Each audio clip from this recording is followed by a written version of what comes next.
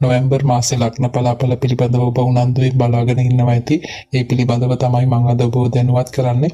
ඉතින් පහුගිය දින කිහිපය පුරාම විවිධ ග්‍රහ මාරු තිබුණා. ඒ පිළිබඳව ඔබ දැනුවත් ඇති. ගුරු මාරුව සිද්ධ වුණා, කුජ මාරුව, තවත් ග්‍රහ මාරු කිහිපයක් සිද්ධ වුණා, සිකුරු මාරුව, මේ වගේ ග්‍රහ මාරු ඉතින් ගොඩක් දුරට මේ පහුගිය දවස්වල සිද්ධ වෙච්චි විශේෂයෙන් ගුරු මාරුව සහ කුජ මාරුව ඊටාම සුබඵලගෙන දෙන ග්‍රහ තත්ත්වයන් දෙකක්. මොකද ග්‍රහයන් දෙන්නම බලවත් බවට පත් උනේ.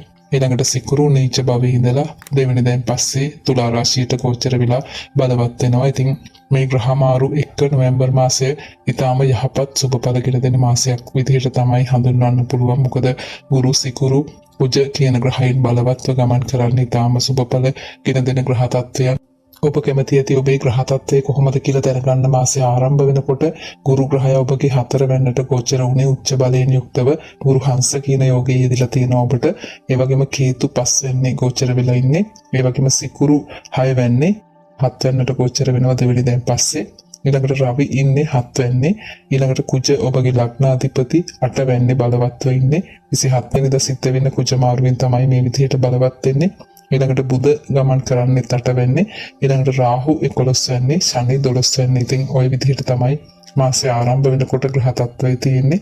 ඒ වගේම ඔබ කැමති ඇති ග්‍රහ මාරු පිළිබඳවත් දැනගන්න බොහෝ අය උනන්දු වෙනවා. මාසයේ කොහොමද ග්‍රහ මාරු සිද්ධ වෙන්නේ කියලා. රවි ග්‍රහය 16 වෙනිදා වෘශ්චික රාශියට ගෝචර වෙනවා. බුධ 23 වෙනිදා තුලා රාශියට, ඒ වගේම සිකුරු දෙවනිදා තුලා රාශියට, සිකුරු නැවතත් 26 වෙනිදා වෘශ්චික රාශියට. ওই විදිහට තමයි නොවැම්බර් මාසයේ ග්‍රහ තත්ත්වය සහ ග්‍රහ මාරු තියෙන්නේ. ඉතින් මේ ග්‍රහ තත්ත්වය ඊටාම බලවත් ග්‍රහ තත්ත්වයක්. ඔබ දන්නවා ගුරු කුජ කියන ග්‍රහයන් බලවත්ව ගමන් කරන්නේ.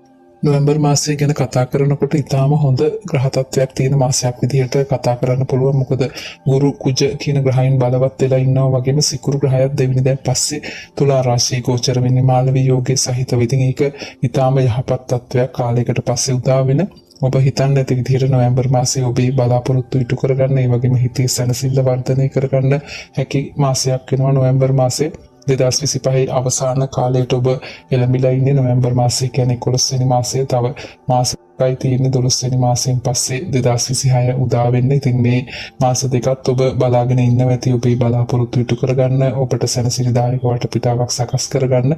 ඒ හැමදේම හොඳ වාතාවරණයක් තියෙනවා නොවැම්බර් මාසයේ. ඔබ තවමත් ඔබේ ප්‍රශ්න ගැටලු බලාපොරොත්තු කාලයට බාර දීලා ඉන්නවා නම්, එහෙම නැත්නම් කර්මයට බාර දීලා ඉන්නවා නම්, එහෙම නැත්නම් කවුරු හරි පුද්ගලයෙක්ට බාර දීලා ඉන්නවා නම්, කවුරු හරි කරලා දෙනකන් බලාගෙන ඉන්නවා නම්, ඒ තත්ත්වයෙන් ඉක්මනින්ම මිදෙන්න නොවැම්බර් මාසයේදීවත් ඔබ කවුද කියන එක හොයාගන්න. මම පහුගිය දවස්වලත් කුජ මාරුවත් එක්ක ඔබට මතක් කළා. මේ කුජ බලවත් වීමත් එක්ක ඔබට හැකියාව ලැබෙයි ඔබ කවුද කියන එක හොයාගන්න. අපි තවමත් හොයනවා ජීවිතේ පුරාම අපි කවුද කියන එක. අපි දන්නෙත් නෑ සමහර වෙලාවට අපි ළඟ තියෙන හැකියා, කුසලතා, දක්ෂතා මොන වගේ හැඟීම්ද තියෙන්නේ කියලා. ඉතින් මොන හරි වැඩක් කරන්න පටන් ගත්තාම තමයි ඒ දේවල් එළියට එන්නේ. සමහර විට අපි කාලයක් ගිහිල්ලා තමයි අපේ දක්ෂතා හොයාගන්නේ. ඒ නිසා ඔබ වැඩ කටයුතු කරන්නම ඕනේ. ඔබේ හැකියා, කුසලතා අඳුන ගන්න නම් අභියෝග වලට මුහුණ දෙන්න ඕනේ, තීන්දුව తీරන ගන්න ඕනේ බය නැතුව. ඉතින් ඒ වගේ වැඩ කටයුතු කරොත් ඔබට නොවැම්බර් මාසයේදී ඔබ හිතන්නේ නැති විදිහට ඔබේ බලාපොරොත්තු ඉටු කරගන්න වගේම ඔබේ ප්‍රශ්න ගැටලු වලින් එළියට එන්නත් හැකියාව තියෙනවා. මේ ග්‍රහ තත්ත්වයන් බලවත් වීමත් එක්ක ආර්ථික තත්ත්වය ගැන කතා කරනකොට නොවැම්බර් මාසයේදී ඔබට ඊටාම යහපත් ආර්ථික තත්ත්වයක් තමයි තියෙන්නේ. මොකද රාහු 11 වෙන්නේ, ගුරු බලවත්ව ගමන් කරනවා 4 වෙන්නේ. ඒ වගේම දෙවැන්න අධිපති සිකුරු දෙවෙනි දැන් පස්සේ තුලා රාශියට ගෝචර වෙනවා. මාළවී යෝගයේ සහිතව ලග්නාධිපති කුජ බලවත්ව ගමන් කරනවා. මාසයේ පුරාම 8 වෙන්නේ විපරීත රාජයෝගයක් සහිතව සරලා කියන විපරීත රාජයෝගය, ඒ වගේම බුද්ධගෙන් යෙදලා තියෙන විපරීත රාජයෝගයක්. ඉතින් මේ සියලු ග්‍රහ තත්ත්වයන් එක්ක ඊටාම යහපත් වාතාවරණයක් තියෙන ඔබගේ ආර්ථික තත්ත්වය සම්බන්ධව ඔබ හිතනවට වැඩිය හොඳ වටපිටාවක් තියෙනවා. මුදල් ඉතුරු කරගන්න හැකියාව ලැබෙනවා. වගේම රැකියාව ව්‍යාපාර කටයුතු දියුණු කරගෙන ලාභ ලබා ගන්න හැකියාව තියෙනවා. ඔබට අවශ්‍ය විදිහට ඔබේ වියදම් කරගන්න හැකියාව තියෙනවා. වගේම සතුටින් කාලය ගත කරන්නත් ඔබට මුදල් වෙන් කරන්න පුළුවන් වෙනවා. හොඳ යහපත් වාතාවරණයක් තියෙනවා නොවැම්බර් මාසයේදී.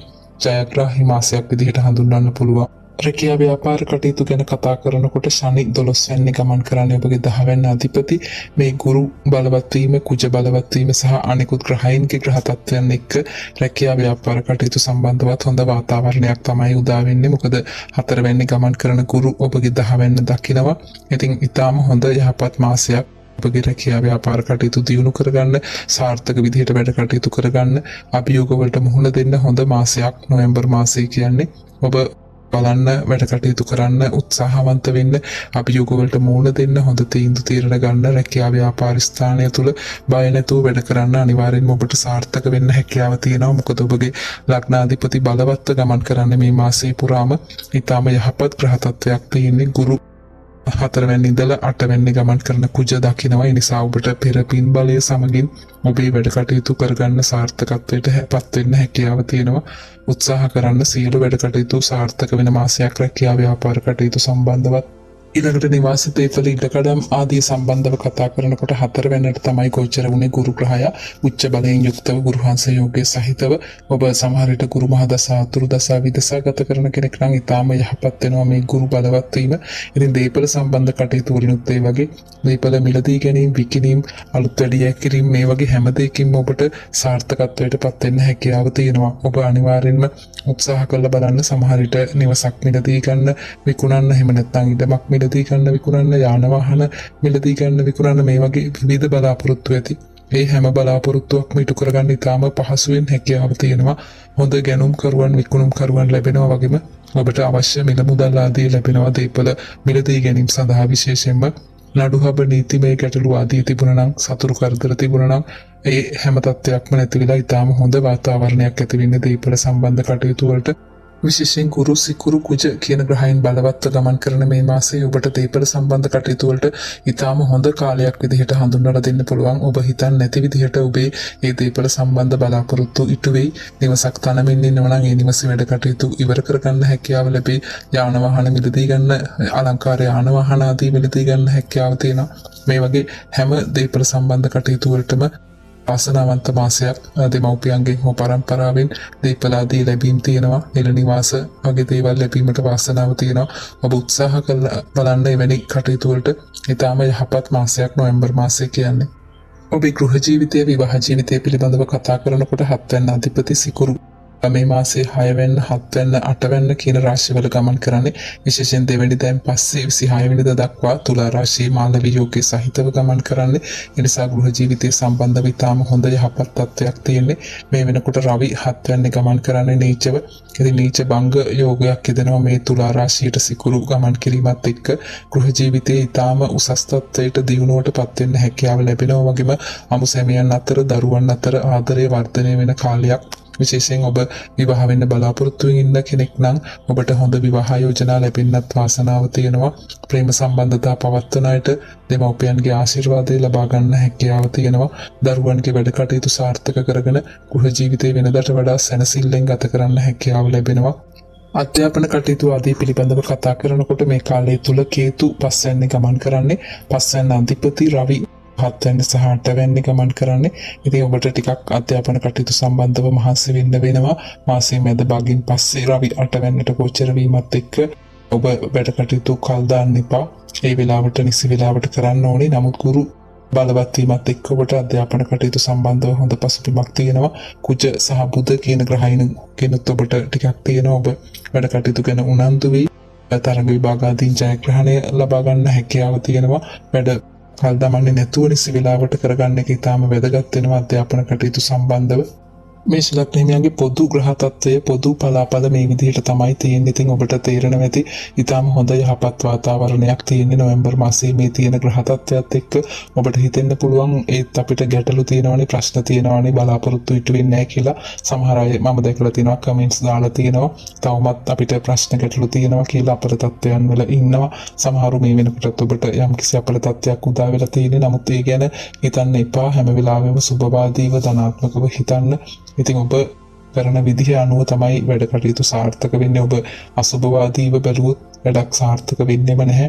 නිතරම ඔබ හොඳින් ජීවත් වෙන්න ඕනේ. හොඳ පුද්ගලයෙක් විදිහට නිතර ආගමික කටයුතු වල යෙදিলা පුණ්‍ය කටයුතු වලදීලා අපරාධය තියෙනවා නම් ඒවෙන් දුර වෙන්න උත්සාහ කරන්න ඕනි.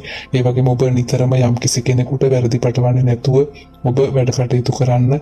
ඔබේ අතේ තමයි හැම වැඩක්ම තියෙන්නේ. ඔබ නිතරම අභියෝග වලට මුහුණ දීලා ජීවිතය ජයග්‍රහණය කරන්න උත්සාහ කරන්න ඕනි.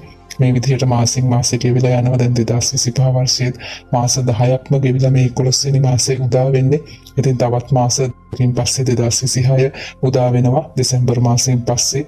ඉතින් ඔබ තවදුරටත් ඔබ කාලය ගත කරමින් කර්මයට බාර දීලා ඔබේ ජීවිතේ බලාගෙන ඉන්නවා නම් ඒ දේවල් වෙනස් කරගන්න අනිවාර්යෙන්ම ඔබට ජයග්‍රහණය කරන්න හැකියාව තියෙනවා. ඉදිරි කාල සීමාව ඔබේ බලාපොරොත්තු ඉටු කරගන්නවා වගේම ප්‍රශ්න වලින් මිදෙන්නත් හැකියාව තියෙනවා.